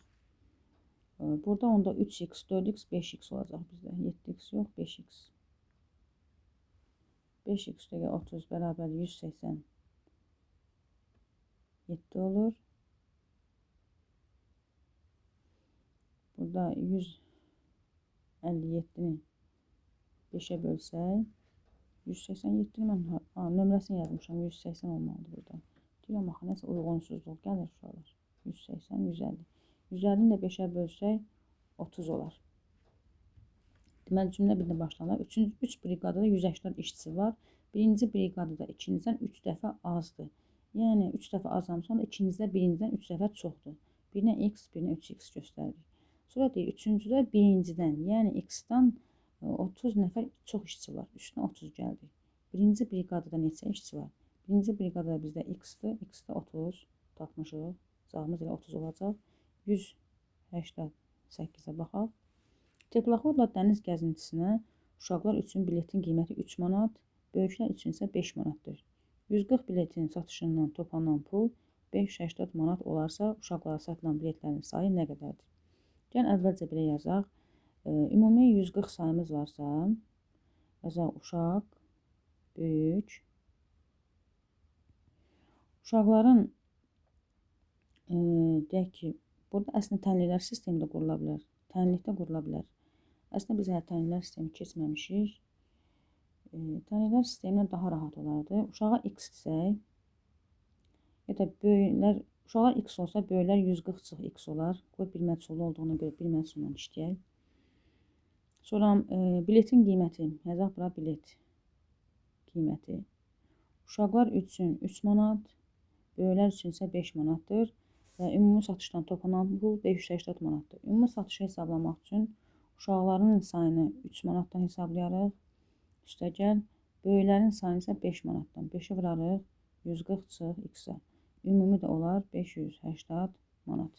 Olur 3x üstəgəlinsin 700 çıx 5x bərabərdir 580-ə. 3x-dan 5x çıxanda mənfi 2x eləyir. 700 çıx 2x 580-dir. 2x-i sağa atsaq müsbət 2x, 580-i sola atsaq 700-dən 580 çıxanda 120. X də bərabərdir 60. Sual nədir? Uşaqlara satılan biletlərin sayı. Uşaqlara satılan biletlər x dənədir. X-imiz də 60-ı göstərir. 189. Teplaxodla dəniz gəzintisinə yenə uşaqlar üçün biletin qiyməti 3, böyüklər üçün 5 manatdır. Deməli, uşaqlara 3 manatdır, böyüklərə 5 manatdır. Bu qiymətidir, birinin qiymətidir. Və sayını yazaq. Ümumi 220 bilet satış olubsa, uşaqlar x-sa, böyüklər 120 çıx x-dir və toplanan pulda 440 manatdır. Toplanan pul tapmaq üçün biletlərin sayını biletlərin qiymətinə vurub toplayırıq. 120 çıx x-i vururuq 5 manatdan. Ümumi 440 manat pulumuz olur. Burada da olur 3x üstəgəl 600 çıx 5x bərabərdir 440. 3x-dən 5x çıxsaq mənfi 2x üstəgəl 600 bərabərdir 440. Mənfi 2x sağa atsaq müsbət 2x 440-ı sola atsaq 600-dən 440 çıxsaq 160. X də bərabərdir 80. Mənə deyir ki, böyüklər satılan biletlərin sayı. Böyüklərə satılan 120 çıx x-dir. Gətirib burada yerinə qoysaq, yazaraq 120 çıx 80 bərabərdir 40. Uşaqlar soruşsaydı 80 götürərdik. Bu böyükləri soruşur. Böyüklərə satılan bilet sayı. Bu isə uşaqlara satılan bilet sayıdır. Və 190-cı sual.